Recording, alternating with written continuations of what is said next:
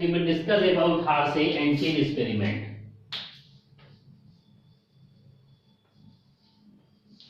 And Chase experiment which was conducted in 1952. अब हम लोग हार्से और चेस के एक्सपेरिमेंट के बारे में बात करेंगे जो कि 1952 में कंडक्ट किया गया। Alfred Hershey and Martha Chase. Alfred Hershey और मार्थन चेस ने 1952 में एक्सपेरिमेंट किया। That experiment was implemented on a bacteria। वह एक्सपेरिमेंट एक बैक्टीरिया के ऊपर किया गया और बैक्टीरियोफेज के ऊपर किया गया।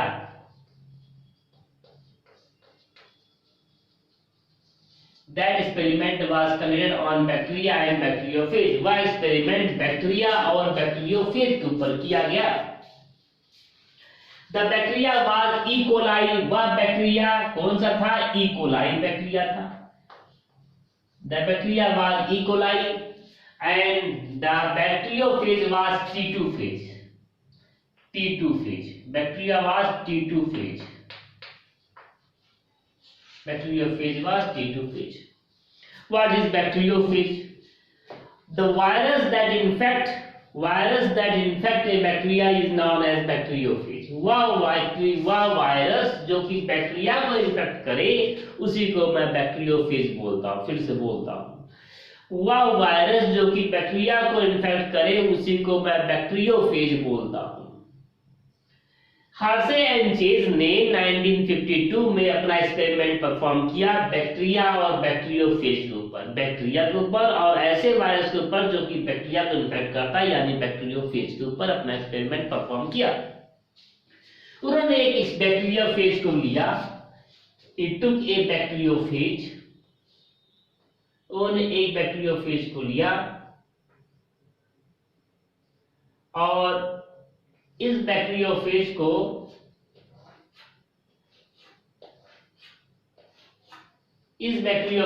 इन्होंने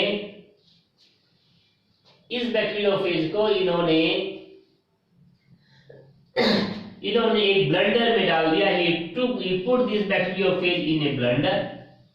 एक ब्लेंडर में डाल दिया यानी टेस्ट ट्यूब में डाल दिया। उन्होंने उस बैक्टीरियोफेज को एक ब्लेंडर यानी टेस्ट ट्यूब में डाल दिया और इस टेस्ट ट्यूब के अंदर उन्होंने रेडियो एक्टिव फास्फोरस दे दिया। कौन सा phosphorus? Radio active phosphorus. Radio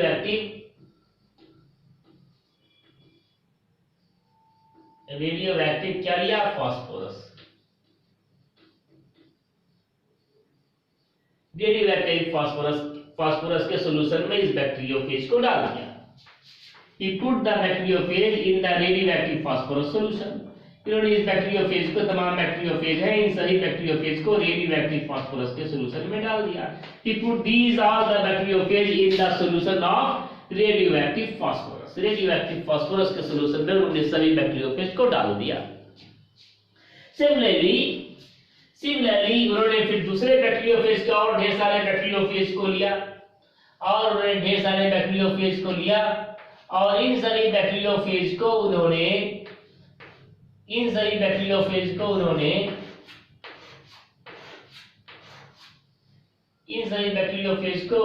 फिर से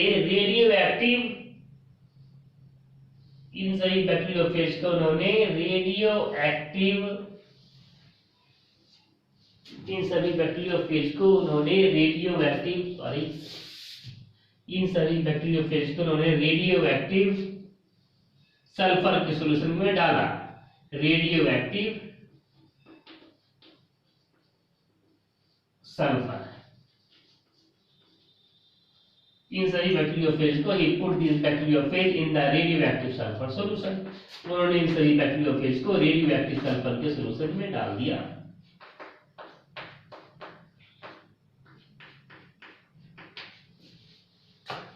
यहाँ पर रेडियोएक्टिव फास्फोरस के सॉल्यूशन में कुछ बैक्टीरियोफेज को डाल दिया और फिर कुछ बैक्टीरियोफेज को रेडियो एक्टिव फास्फोरस के सॉल्यूशन में डाला। ये बहुत आसान सी बात है। बैक्टीरियोफेजेस को लिया, उन बैक्टीरियोफेजेस को कुछ बैक्टीरियोफेजेस को रेडियो एक्टिव फास्फोरस के सॉल्यूशन में डाल दिया और कुछ बैक्टीरियोफेज को रेडियो एक्टिव सल्फर के सॉल्यूशन में डाला। इस तरीके से ये दो चीजें हैं, रेडियो एक्टिव सल्फर के सॉल्यूशन में और रेडियो एक्टिव फास्फोरस के सॉल्यूशन में डाल दिया। अब देखते हैं, बहुत इंटरेस्टिंग है।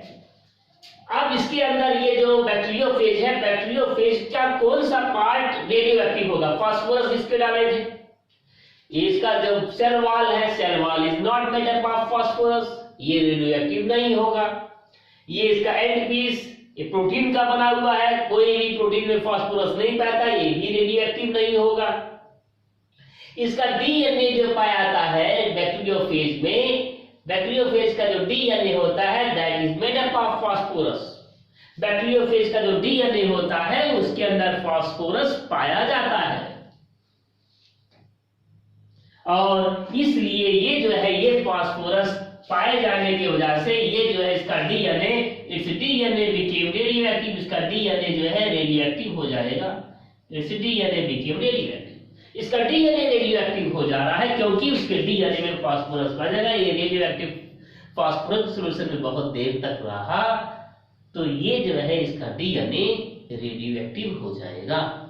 इसी तरीके से जब कुछ जो है, जब इसी तरीके से कुछ बैक्टीरियोफेज को जब सल्फर के रेडियो एक्टिव सल्फर के सॉल्यूशन में डाला जाता है तो उसका डीएनए रेडियो एक्टिव नहीं होगा क्योंकि डीएनए के अंदर सल्फर नहीं पाया जाता है। क्या चीज रेडियो एक्टिव होगा? That protein code becomes radio active. ये जो किनारे किनारे ये जो प्रोटीन का कोड बना हुआ है, this protein code becomes radio active. ये प्रोटीन का कोड जो है रेडियो एक्टिव हो जाएगा, ये रेडियो एक्टिव नहीं होगा, डीएनए रेडियो एक्टिव नहीं होगा क्योंकि प्रोटीन के कोड के अंदर दो अमीनो एसिड, जो प्रोटीन का कोड है, प्रोटीन के कोड के अंदर दो अमीनो एसिड ऐसे हैं मेथियोनिन और सिस्टीन जो कि सल्फर का बना हुआ है। तो वो जो है मेथियोनिन और सिस्टीन रेडियो एक्टिव हो जाएगा, मतलब प्रोटीन रेडियो एक्टिव हो जाएगा और इस तरीके से इसका कोड रेडियो एक्टिव हो जाएगा। कुल मिलाकर करके जब रेडियो एक्टिव सल्फर के सॉल्यूशन में डाला जाता है तो प्रोटीन, क्योंकि इस प्रोटीन में सल्फर पाया जाता है इसलिए इसका जो बाहर वाला प्रोटीन कोड है वो रेडियो एक्टिव हो जाता है। The outer most protein code becomes radio active. बाहर वाला जो प्रोटीन का कोड है वो रेडियो एक्टिव हो जाएगा क्योंकि प्रोटीन में सल्फर पाया जाता है, इसलिए outer most protein code becomes radio active. ये सभी बाहर वाले प्रोटीन के कोड रेडियो एक्टिव हो जा रहे हैं। All the protein code present outside became radio active because it is put in the radio active sulphur solution and the protein sulphur is found. इतनी बातें तो मालूम होना बहुत जरूरी है, हर से और चीज एक्सपेरिमेंट का एकदम से बेसिक है। नेक्स्ट, अब इन्होंने इसी बात को कहा, इसी बात को आगे बढ़ाया। इन्होंने ये कहा कि अगर जब इस रेडियो एक्टिव, इन्होंने ये कहा जब इस रेडियो एक्टिव डीएनए वाला जब बैक्टीरियोफेज है, उस रेडियो एक्टिव डीएनए वाले जब बैक्टीरियोफेज को मैं किसी ई कोलाई के अंदर डालता हूं, ई कोलाई बैक्टीरिया में डालता हूं, E coli bacteria radio active DNA वाला बैक्टीरियोफेज जब ई कोलाई के ऊपर लैंड करेगा, किसके ऊपर? ई कोलाई के ऊपर लैंड करता है, यानी बैक्टीरिया के ऊपर लैंड करता है, स्पिन करता है और फिर धीरे से उसके अंदर पेनिट्रेट होता है, then its genetic material is bind, तो उसका जेनेटिक मटेरियल इस बैक्टीरिया के अंदर चला जाता है। देन इट्स जेनेटिक मटेरियल, यहां से जेनेटिक मटेरियल निकल करके इसके अंदर चला जाता है। इन्होंने कहा जैसे ही बैक्टीरियोफेज आकर के ई कोलाई के ऊपर बैठता है तुरंत ही कुछ देर के बाद ही बैक्टीरियोफेज का डीएनए ई कोलाई के अंदर चला जाता है, ई कोलाई के अंदर चला गया। और दूसरी बात उन्होंने कहा, जैसे ही दूसरा बात उन्होंने कहा, जब ई कोलाई के ऊपर रेडियो एक्टिव प्रोटीन कोट वाला बैक्टीरियोफेज बैठता है, बात वही है। दूसरा बैक्टीरियोफेज है जिसका प्रोटीन कोट, बाहर वाला जो प्रोटीन कोट है, वो बाहर वाले जो प्रोटीन कोट है, दूसरा बैक्टीरियोफेज जिसके बाहर रेडियो एक्टिव प्रोटीन कोट है, वो जब आकर के ई कोलाई के ऊपर बैठता है तो क्या होता है, तो उसका भी डीएनए चला आता है इस बैक्टीरिया के अंदर, इस बैक्टीरिया के अंदर उसका भी डीएनए चला आता है। It means DNA is passed from one animal to another, it means DNA is transferable. इसका मतलब ये हो गया कि ट्रांसफॉर्मेशन डीएनए का हो सकता है, DNA can pass from one individual to another individual. इसका मतलब यही हुआ। इन्होंने इस बात को प्रूव करने के लिए, it means DNA is genetic material, इन्होंने इस बात को प्रूव करने के लिए थोड़ा सा और आगे बढ़ा। इन्होंने एक ब्लेंडर ले लिया, ही टुक ए ब्लेंडर, उन्होंने एक टेस्ट ट्यूब ले लिया, ही टुक ए टेस्ट ट्यूब, एक टेस्ट ट्यूब ले लिया। इस टेस्ट ट्यूब के अंदर उन्होंने इन दोनों को डाल दिया, इस टेस्ट ट्यूब के अंदर इन्होंने इन दोनों को डाल दिया, बैक्टीरिया को भी और बैक्टीरियोफेज को भी, बैक्टीरिया को भी डाला और बैक्टीरियोफेज को भी डाला। एंड ही एजिटेटेड, और खूब इनको अच्छे से मिलाया, खूब इसको अच्छे से मिलाया, इसके अंदर इस ब्लेंडर के अंदर इन दोनों को मिला डाल दिया और खूब अच्छे से मिलाया।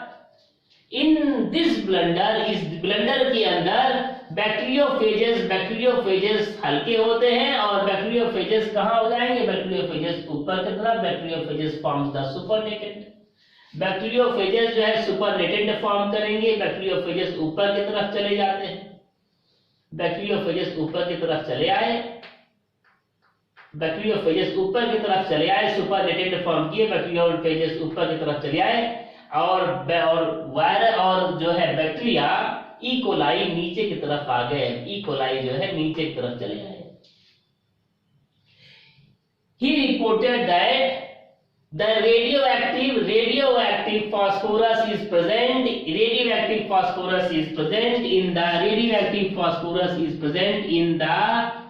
in the precipitate। नीचे की तरफ जो है जहां पर बैक्टीरिया पाए थे वहां पर रेडियो एक्टिव डीएनए पाया जा रहा है, रेडियो एक्टिव डीएनए इसके अंदर नहीं पाया जा रहा है। यह प्रूव करता है that DNA is genetic material, it is transformable from one individual to another. दूसरी बात, अब इन्होंने जब इसको ब्लेंडर में डाला, when he put this in the blender और टेस्ट ट्यूब, जब इन्होंने फिर इसको ब्लेंडर में डाला तो यहाँ पर भी दोनों को डाला और यहाँ पर प्रेसिपिटेट बना, नीचे की तरफ बैक्टीरिया पाया गया, ऊपर की तरफ जो है, ऊपर की तरफ बैक्टीरियोफेजेस, जितने बैक्टीरियोफेजेस है वो सभी के सभी डाल दिए। तो बैक्टीरियोफेजेस ऊपर, नीचे की तरफ बैक्टीरिया, नीचे की तरफ जो बैक्टीरिया पाया गया उसके अंदर रेडियो एक्टिव डीएनए नहीं पाया गया, क्योंकि रेडियो एक्टिव डीएनए था ही नहीं। इसके अंदर रेडियो एक्टिव डीएनए, बैक्टीरिया के अंदर रेडियो एक्टिव डीएनए नहीं, मतलब नॉर्मल डीएनए था, नॉर्मल डीएनए ट्रांसफॉर्म हुआ है। और उसका कैप्सिड, जो कैप्सूल है बाहर वाला, जो कवरिंग है, वो जो है रेडियो एक्टिव है, वो रेडियो एक्टिव सारे हो गए क्योंकि वो रेडियो एक्टिव थे। इसका मतलब ये रेडियो एक्टिव बाहर वाले जो कैप्सूल थे वो सारे के सारे कैप्सूल रेडियो एक्टिव ही रहे, मतलब जो बैक्टीरियोफेज का जो बाहर वाला कैप्सूल कैप्सिड है वो रेडियो एक्टिव थे। और उसके अंदर का जो डीएनए नॉन रेडियो एक्टिव था वो बैक्टीरिया के अंदर पाया गया। इसका मतलब bacteria, the DNA has passed from the bacteriophage to the bacteria और ई कोलाई। इस तरीके से उन्होंने अपने एक्सपेरिमेंटली प्रूव किया that DNA is transferable, it passes from one individual to another.